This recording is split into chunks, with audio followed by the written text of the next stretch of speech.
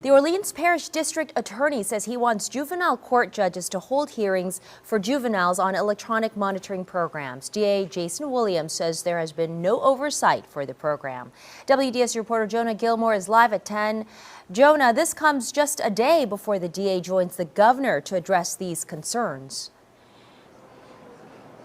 Well, Stella, there are several pressing issues. DA Williams according to DA Jason Williams, there are several pressing issues, he says, that are in the juvenile justice system, saying there has to be some type of accountability. He says tonight he's demanding standards be put in place for ankle monitor systems, something victims say should have been done.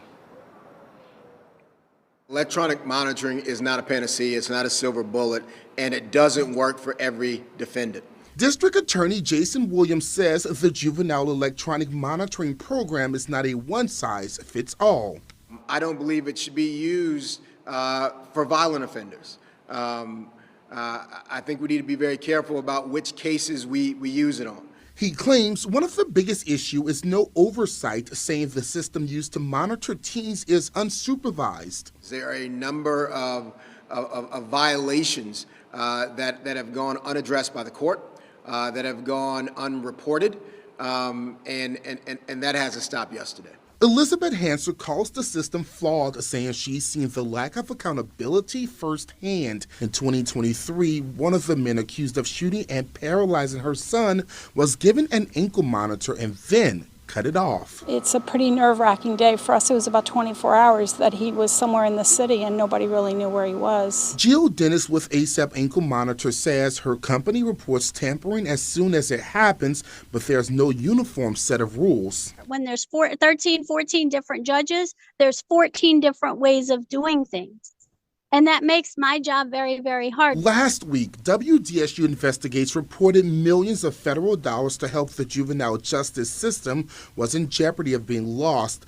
Dennis says the money could go a long way helping reform a system she says needs to be updated. There's other things we can do to make sure that this is being handled efficiently and safely. From the mayor's office.